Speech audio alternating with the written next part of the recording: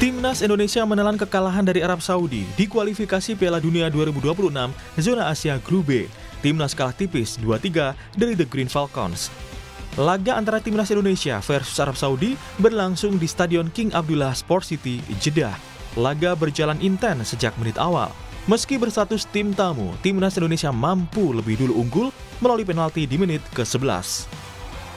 Wasit Ahmad Al-Ali menunjuk titik putih setelah tayangan menunjukkan bola mengenai tangan Hasan Al-Tambakti. Kevin Dix yang maju sebagai eksekutor berhasil menaklukkan kiper Nawaf Al-Ahidi lewat sepakan ke sisi kiri gawang.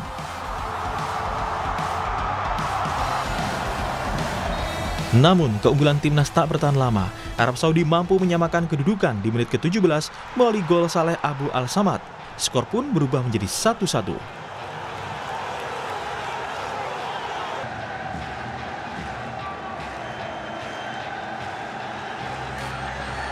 Giliran Arab Saudi yang mendapatkan hadiah penalti di menit 34.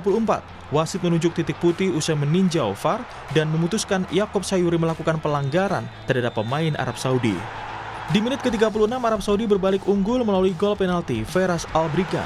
Tim tuan rumah memimpin 2-1 di akhir babak pertama.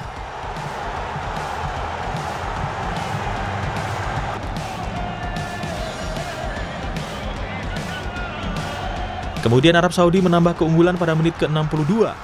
Tendangan Musab Al-Juwair yang ditepis Martin Pas jatuh tepat di kaki Feras Al-Brikan. Striker Al-Hilal itu tanpa kesulitan mengoyak gawang Indonesia untuk mencetak gol keduanya.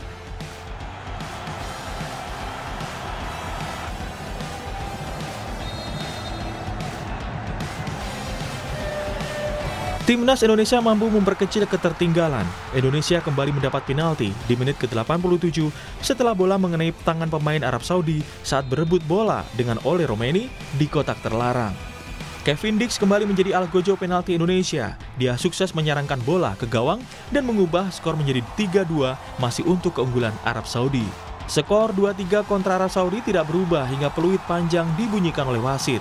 Usai pertandingan, pelatih Timnas Indonesia Patrick Kluivert menilai timnya kehilangan kendali permainan setelah mencetak gol pertama. Ia menyoroti celah di lini tengah yang dimanfaatkan lawan untuk membalikkan keadaan. I think that we didn't mark very good behind, between the lines, so that the wingers came in and they could turn on our defense, and that is impossible to happen, but it happened again. And I think that we couldn't get the grip after the 1-0. Then we conceded easy goals, and that is impossible to happen. And of course, I'm very disappointed, but we have still a game to play. Sementara pelatih Arab Saudi, Herve Renard, menilai ini pertandingan yang tidak mudah. Ia mengaku timnya kecolongan di menit ke-10 setelah timnas Indonesia mendapat penalti. Namun, setelah itu timnya kembali bangkit dan akhirnya memenangkan pertandingan. We had a penalty against us after 10 minutes, so it was not a good start. But our reaction was very good. In one part of the game we were leading 3-1 with some more opportunities and we didn't score. Ketua Umum PSSI sekaligus Menteri Pemuda dan Olahraga Erick Thohir merespon kekalahan Timnas Indonesia atas Arab Saudi melalui akun Instagram pribadinya.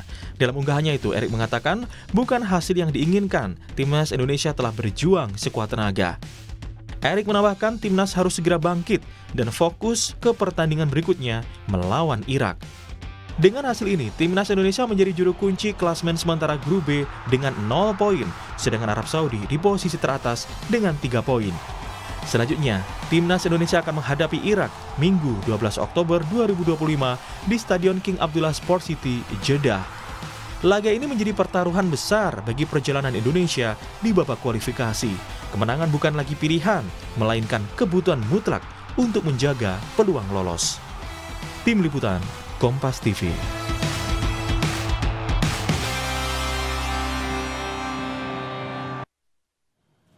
Dalam putaran keempat kualifikasi Piala Dunia Zona Asia, tim yang menjadi juara grup akan lolos ke putaran final. Sementara peringkat 2 akan melanjutkan perjuangan ke babak kelima. Di babak kelima, format pertandingan adalah kandang dan tandang. Bila lolos, perjuangan belum selesai karena akan bertanding di play-off antar konfederasi, yakni bertanding melawan tim dari benua lain.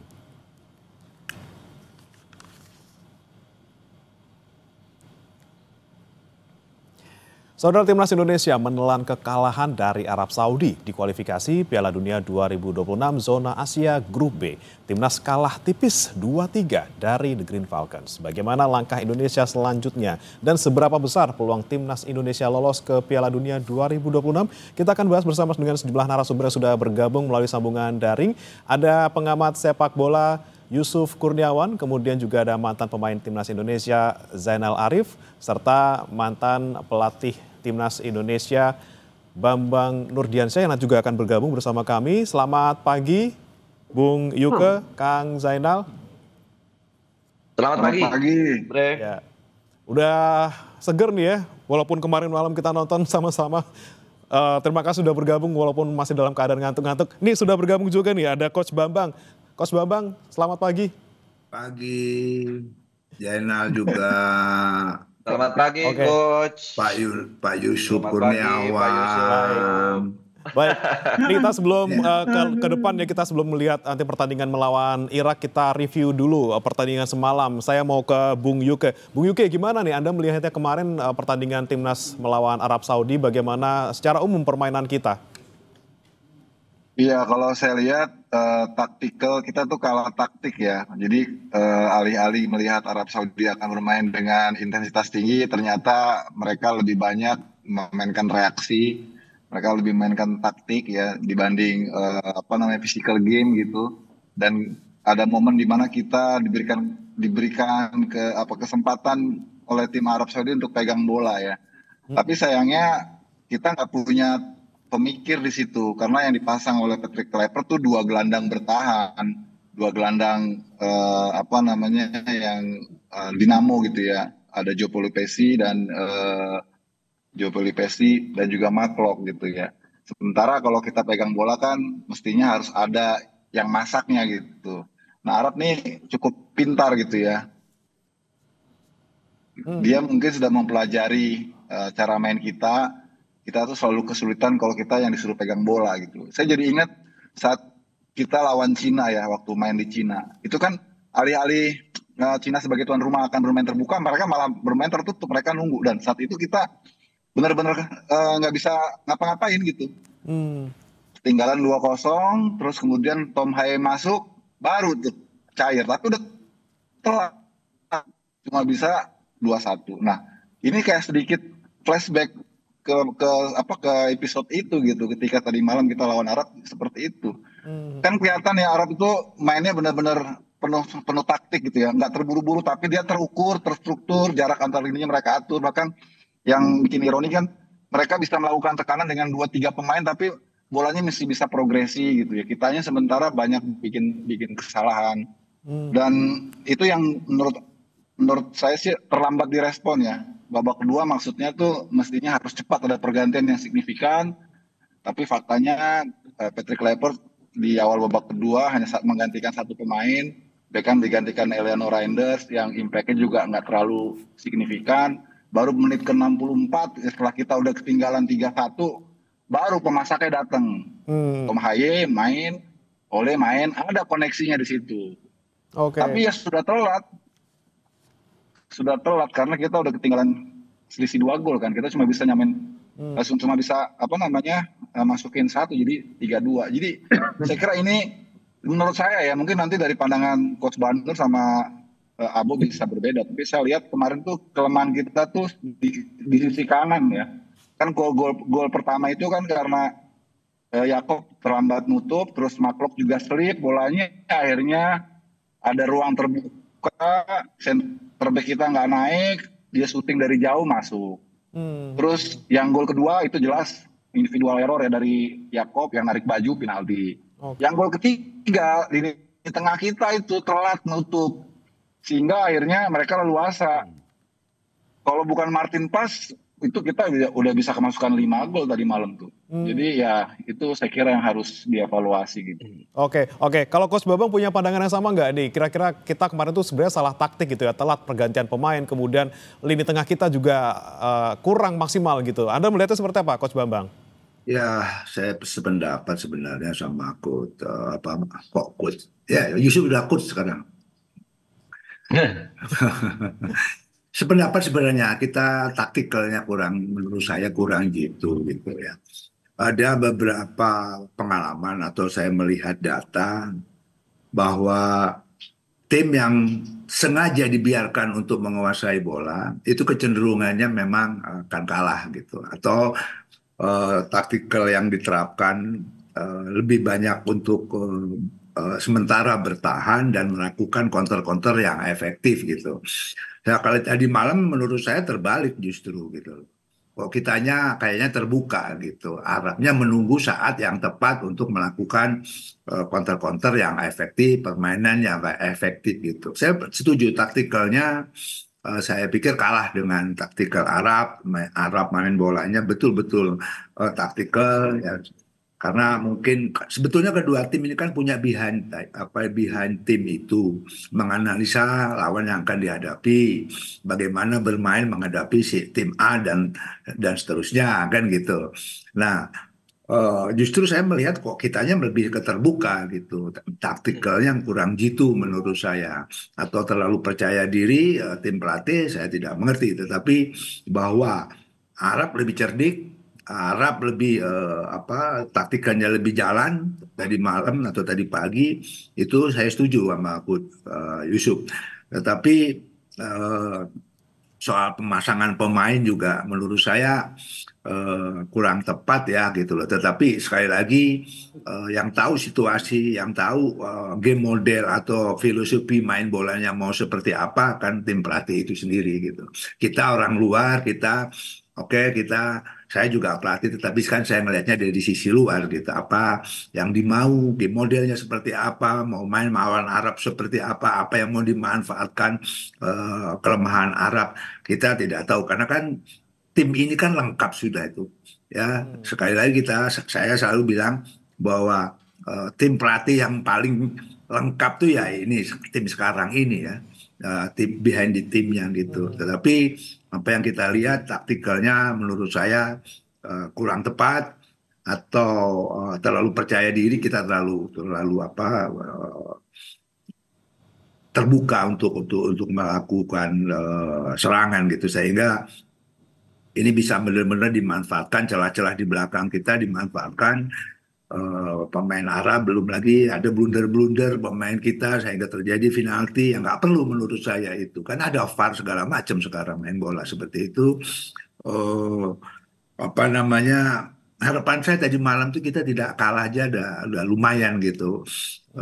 Tetapi boleh dikata kita tertinggal 3-1 bahkan dulu. Ya, inilah sepak bola gitu kan. Ekspektasi kita sebenarnya terlalu tinggi, tetapi sebelumnya tadi malam saya sudah khawatir juga dengan beberapa pemain kita yang belum fit atau cedera atau tidak bisa main. Begitu, Bung. Oke, baik. Saya ke Kang Zainal. Kang Zainal, Anda melihat junior-junior Anda kemarin yang bermain di Jeddah seperti apa? Apakah benar bingung ketika dikasih bola gitu ya, dan juga kurang nih taktiknya untuk bisa mengimbangi taktik dari Arab Saudi? Ya, sebetulnya memang kita ini udah seolah-olah takut duluan ya. Karena apa? Kita udah pasang double pivot itu untuk mengantisipasi lini tengah dari Arab Saudi itu sendiri. Ternyata pas begitu bermain, mereka itu malah yang menunggu kita supaya kita masuk ke lini pertahanan mereka. Akhirnya ketika kita masuk perangkap, mereka melakukan counter yang menurut saya ini kecerdikan dari seorang pelatih ya. Yang dari awal sebetulnya kita itu khawatir bakal mereka menekan di menit-menit awal, ternyata mereka tidak melakukan itu. Mereka menunggu kita, mereka menunggu bagaimana kita melakukan kesalahan, begitu ada celah mereka memanfaatkan itu semuanya. Ini betul-betul kecerdikan dari seorang pelatih. Yang sebetulnya dari awal juga kita terlalu khawatir bagaimana para pemain Arab ini akan melakukan tekanan di menit-menit awal. Ternyata mereka tidak seperti itu. Mungkin itu. Oke, baik. Kemudian kalau Kang Zainal melihat kemarin lini tengah kita kan juga ini menjadi sorotan gitu ya, bahkan Kluivert juga menyebutkan secara spesifik gitu. Kalau Anda melihat seperti apa kemarin, terutama mungkin Mark Locke kemarin yang juga kita soroti performanya dinilai kurang gitu ya karena hanya melepaskan 1 tembakan dan juga nggak nyentuh kotak penalti lawan sama sekali. Iya, saya juga di sini agak sedikit heran ya, karena kenapa harus memang menurunkan seorang Mark Locke di posisi itu, tetapi pelatih juga punya pertimbangan lain, seperti yang Coach Bambang tadi sampaikan, dan Mas Yuke tadi sampaikan. Ini seolah-olah kalau kita sudah pakai 2 gelandang pivot ini yang tipe karakter bertahannya kuat, seolah kita udah kalah 1 langkah.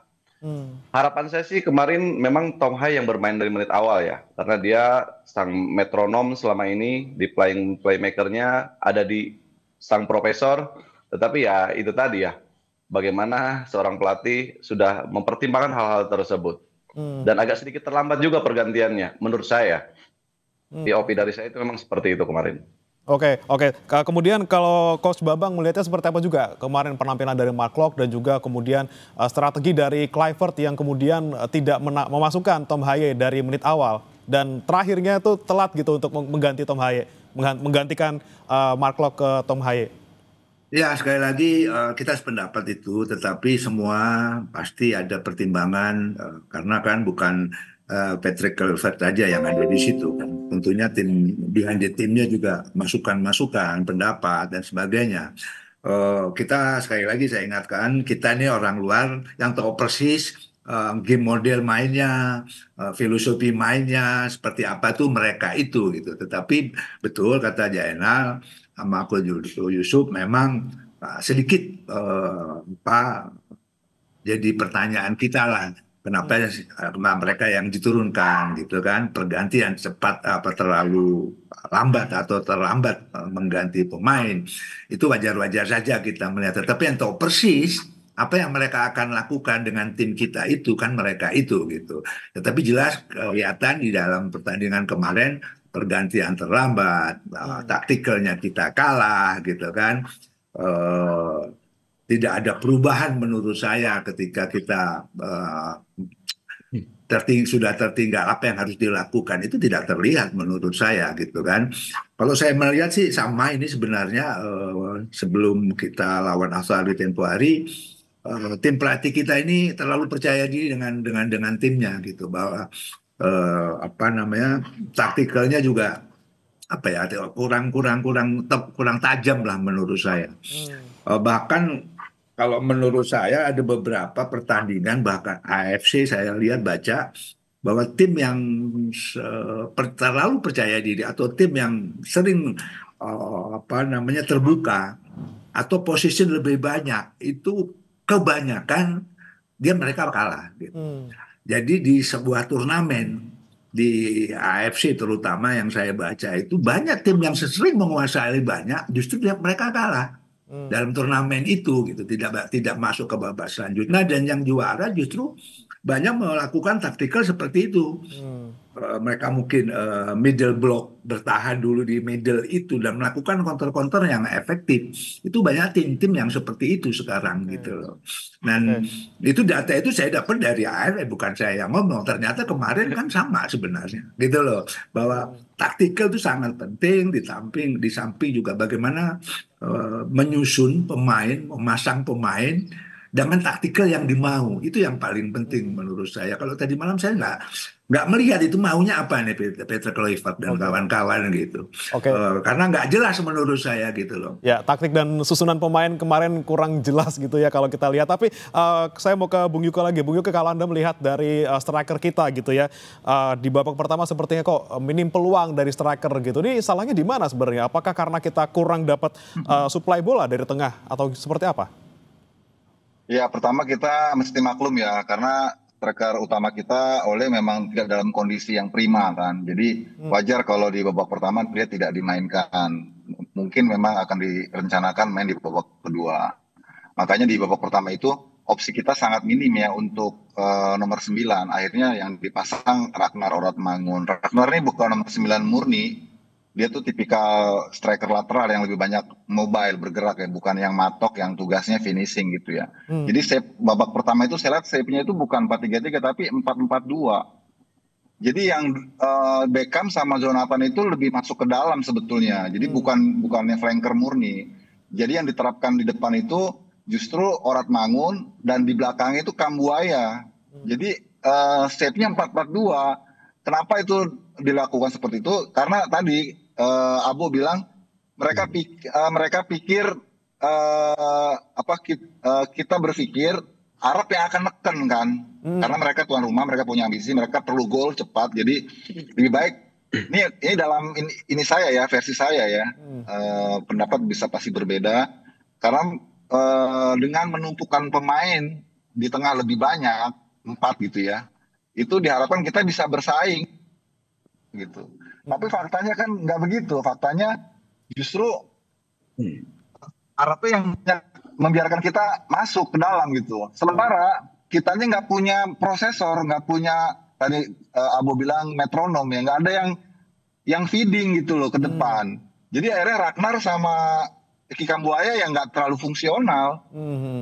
Sementara model pemain seperti Emiliano Jonathan, pemain yang punya kecepatan, itu nggak akan bisa banyak memberikan kontribusi kalau dia justru yang pegang bola duluan gitu. Kan model pemain kayak gini kan inverted ya. Itu efektif kalau pakai taktiknya counter attack. Pakai defense counter. Ketika lawan sudah masuk ke dalam daerah kita, baru kita alirin bola dengan kecepatan dari flank. Nah, kemarin nggak jalan. Makanya saya berpikir lah ini taktik awalnya ini udah miss menurut saya. Maksudnya ketika itu terjadi harusnya reparasinya cepet, ganti gitu. Ini nunggu sampai menit ke-60 gitu baru dibuat impact-nya, kan beneran. Lagi-lagi itu ya. Masuk ke 64, masuk Tomahaya dengan Ole, baru kelihatan. Ingat kan kemarin itu, semalam itu Ole itu punya, semalam itu Ole punya 2 peluang bersih loh. Begitu dia masuk, dia punya sundulan yang free header, sayangnya nggak on target. Terus ada umpan dari Dean James atau dari sisi kanan ya, yang dia tinggal tap in, cuman bolanya langsung mengarah ke kiper. Artinya kan kalau pemain ini dalam kondisi yang prima, itu bisa jadi gol itu. Tapi ya sudah, kita nggak bisa terlalu berharap sama Ole kan, karena Ole memang kondisinya seperti itu. Udah bagus dia begitu masuk memberikan dampak, dan dia membuat sebuah pergerakan yang akhirnya berbuah penalti kan. Itu umpan dari Joe Polipesi itu. Karena Joe udah datang ke Tom Haye, Joe tuh jadi stylenya tuh enak itu mainnya, karena dia memang sebelumnya udah frekuensinya sama dengan dengan Tom Haye si Joe Polipesi, baru dia bisa bikin umpan kunci akhirnya jadi penalti gitu kan. Sebelumnya kan Joe Polipesi ini dipasang sama Maklok nggak jalan karena kagak ada tinkernya gitu. Itu yang saya lihat. Kalau kita soroti penyerang lain, mungkin saya ke Kang Zainal. Beckham kemarin penampilan juga disoroti mungkin karena tak sama sekali nggak melepaskan tembakan gitu ya, nyentuh kotak penalti juga enggak. Anda melihatnya seperti apa nih, melihat junior Anda yang juga sama-sama penyerang? Iya, sebetulnya Beckham ini diposisikan bukan sebagai penyerang ya, tetapi dia diharapkan bisa merusak lini pertahanan dengan aksi-aksi skill individunya. Tetapi ya itu tadi, tidak bisa karena para pemain mereka sudah bisa mengantisipasi itu kan. Akhirnya dia tidak bisa berjalan sesuai apa yang direncanakan oleh pelatih, karena memasang 2 double pivot ini bisa memberikan keleluasaan kepada seorang Beckham ya untuk bisa lebih per style ya, maksudnya dia lebih bebas, lebih enak bermain. Ternyata tidak seperti itu. Ini memang kecerdikan dari tim Arab Saudi itu sendiri. Mereka sudah bisa memahami gaya bermain mereka itu selalu mengandalkan bola-bola yang selama ini juga diprosesnya dari lini tengah. Tetapi kemarin ditunggu dulu supaya mereka bisa masuk, itulah ya sebuah strategi yang betul-betul jitu, dan akhirnya keterlambatan pergantian ini yang membuat kita itu agak sedikit telat bangkitnya gitu. Lagi-lagi telat ganti dan juga taktik dari awal nih seperti apa. Ini kita akan bahas bagaimana kemudian kita nanti menghadapi Irak, taktik apa yang harus kita terapkan agar jangan sampai terulang kembali yang terjadi tadi dini hari. Kita akan bahas usai jeda berikut. Tetap bersama kami saudara di Sapa Indonesia Pagi.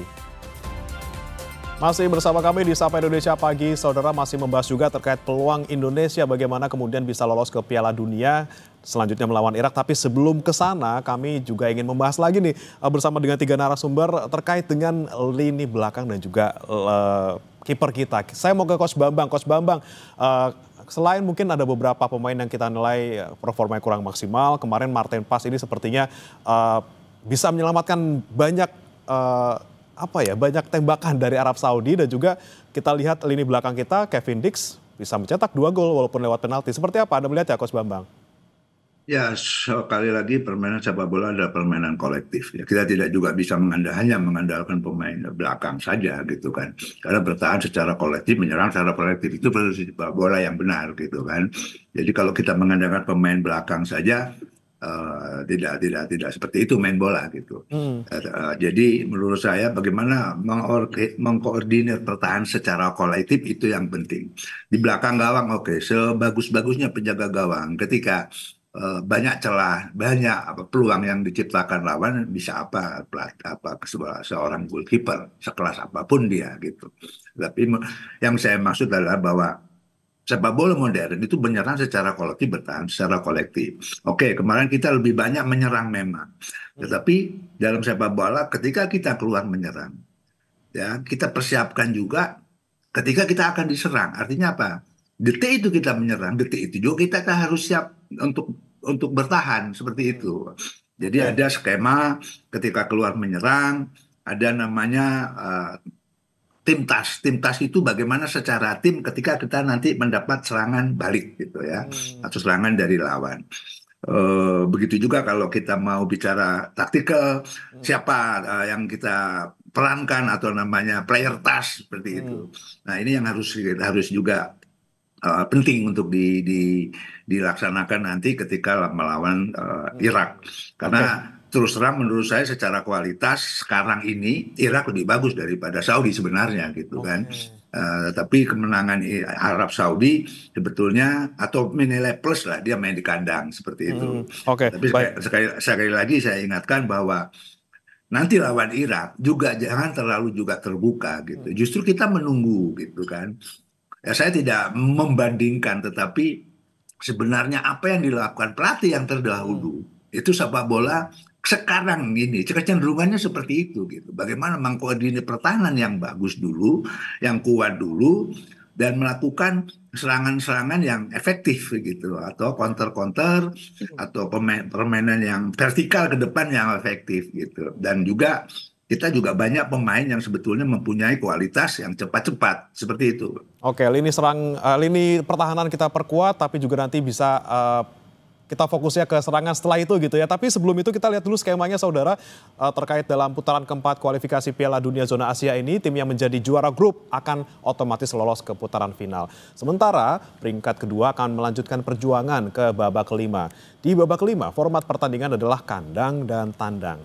Bila lolos, perjuangan belum selesai karena akan bertanding di play-off antar konfederasi, yakni bertanding melawan tim dari benua lain. Ini dia yang kemudian selanjutnya saudara akan kita hadapi di hari Minggu nanti melawan Irak. Saya akan tanya ke Bung Yuke dulu. Bung Yuke, melihat evaluasi dari tadi dini hari gitu ya, taktik kita yang kurang matang, kemudian pergantian pemain yang juga telat gitu. Apa yang bisa kita pelajari dan juga kita nanti terapkan untuk melawan Irak?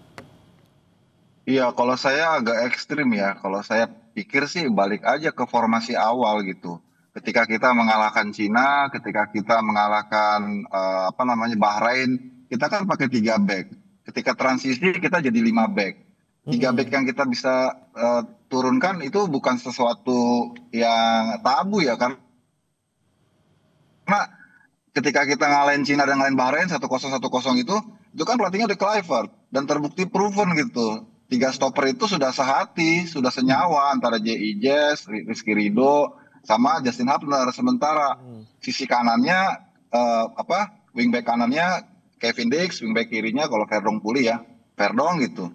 Terus di senternya itu ada Joe Pesci, kemudian Tom Haye, terus depannya opsional tuh, depannya banyak tuh kita punya tuh. Di situ ada Miliano, ada Gilstra yang belum diturunin, ada Ragnar, mungkin juga Oli bisa pulih sepenuhnya nanti di laga kedua, itu bisa langsung ngegas. Maksudnya formasi terbaik menurut saya itu. Jadi nggak usah terlalu naif ya memaksakan sistem yang nggak jalan gitu. Apalagi tadi Coach Bambang bilang sepak bola sekarang tuh sepak bola yang efektif, yang cenderung pragmatis, tapi konkret hasilnya gitu loh. Kan buat apa kita main cantik, main indah, main dengan sistem yang yang dipaksakan tapi hasilnya justru bertolak belakang kan. Pakai aja sistem yang udah proven. Kalau saya ya, soalnya Irak itu lebih strength-nya lebih besar, maksudnya physical game-nya lebih kuat dia. Karena ini Irak ini bukannya Arab sebenarnya, tapi Persia. Persia tuh besar-besar dan keras, lebih keras dari Arab. Kalau Arab mainnya masih ada Latin-Latinnya, masih ada skill-skillnya. Kalau Irak tabrak sekalian gitu loh. Jadi kita harus mainnya harus benar-benar pintar, benar-benar cerdas, jangan polos gitu. Itu yang saya kira harus benar-benar jadi bahan pertimbangan lah supaya nanti lawan Irak kita nggak ngulangin kesalahan yang sama gitu. Jangan mainnya polos ya, jangan terbuka tadi kata Mas Bambang gitu kan. Kita harus lebih smart lah gitu. Itu sih kalau ini saya ya. Oke, lebih smart dan juga taktikal gitu ya kita nanti melawan Irak.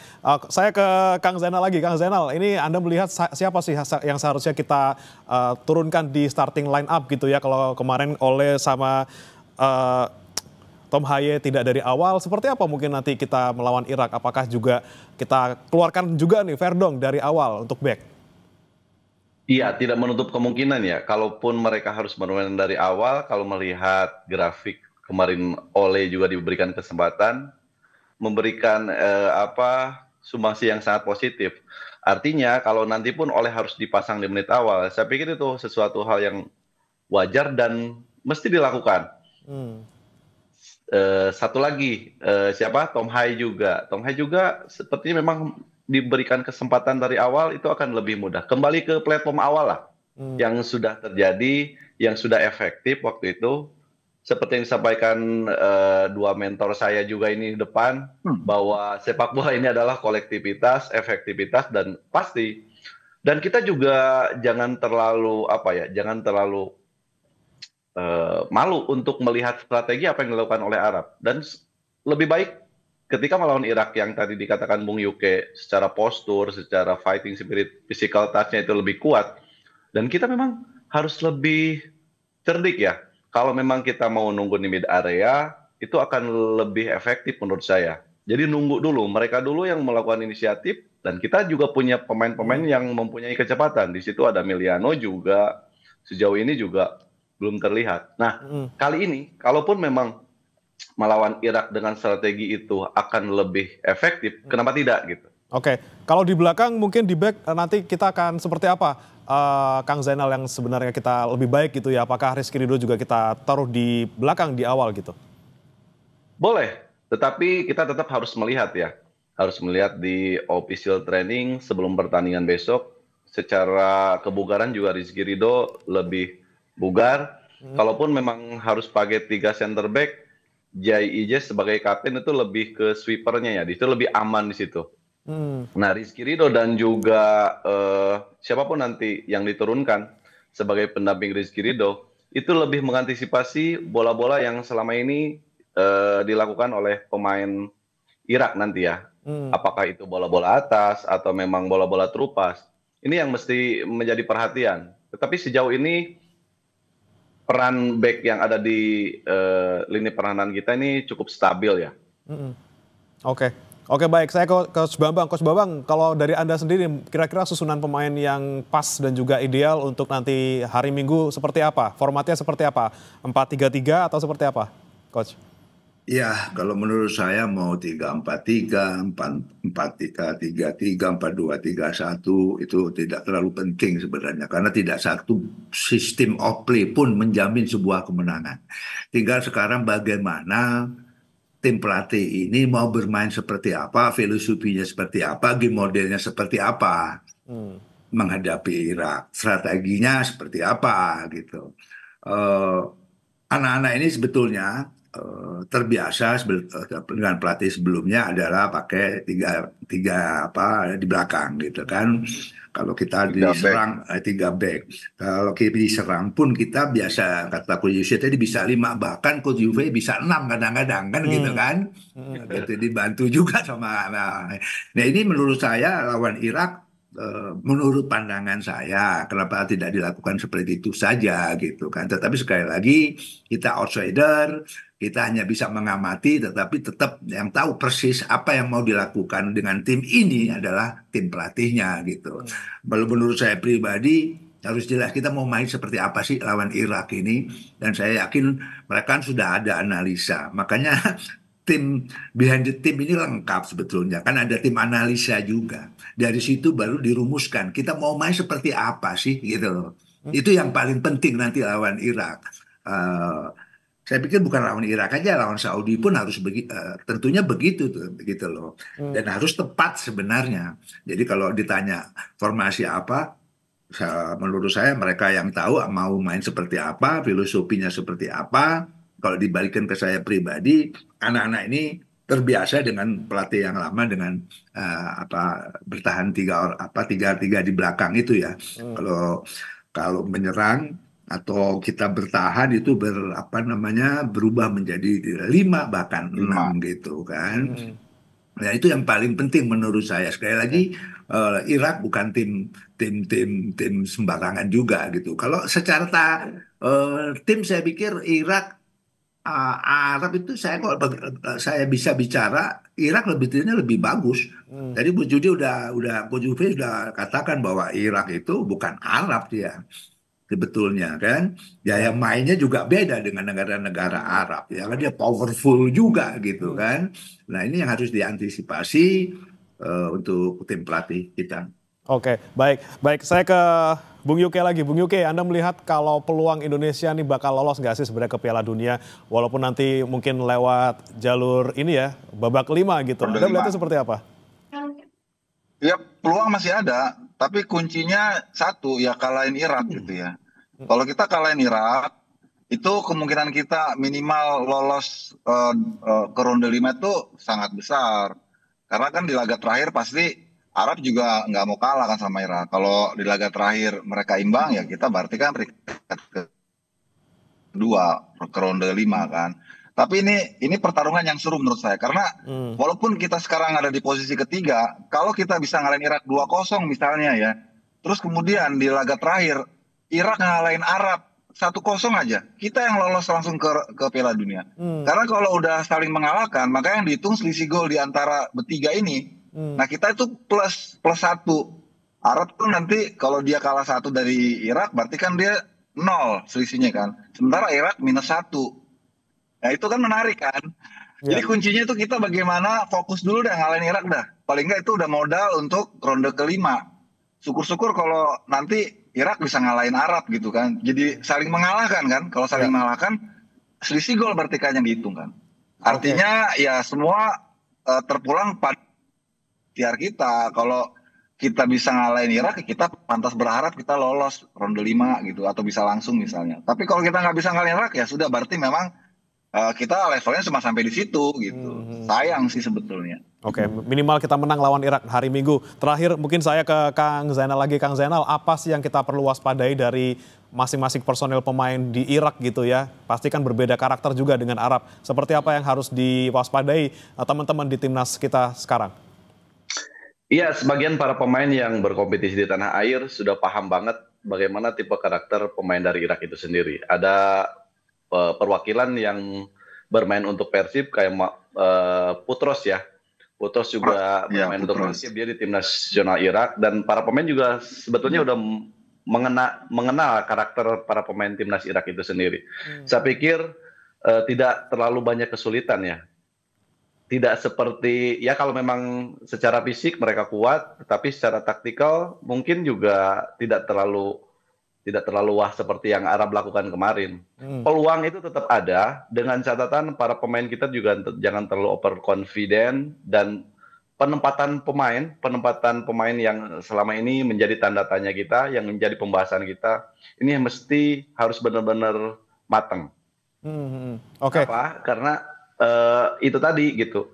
Satu pemain menempatkan di posisi yang salah, di situ bisa dieksploitasi oleh para pemain lawan. Itu sih harapan saya sih, jangan sampai terjadi lagi menurunkan pemain itu seolah-olah para pemain ini pemain yang udah siap. Tetapi kita harus berkaca di pertandingan sebelumnya, para pemain yang selama ini mengisi posisi tersebut adalah para pemain yang betul-betul sudah siap secara kemampuan. Oke, lagi-lagi penempatan pemain, taktiknya jangan sampai kalah, kemudian lagi-lagi jangan over PD, dan kita jaga terus peluang kita untuk bisa lolos ke Piala Dunia, paling tidak nanti harus bisa menang melawan Irak di hari Minggu. Terima kasih Bung Yusuf Kurniawan, pengamat sepak bola, kemudian ada Kang Zainal Arif, mantan pemain Timnas, dan juga satu lagi ada Coach Bambang Nurdiansyah, mantan pelatih Timnas, sudah bergabung bersama kami di Sapa Indonesia Pagi. Selamat pagi, Bapak-Bapak.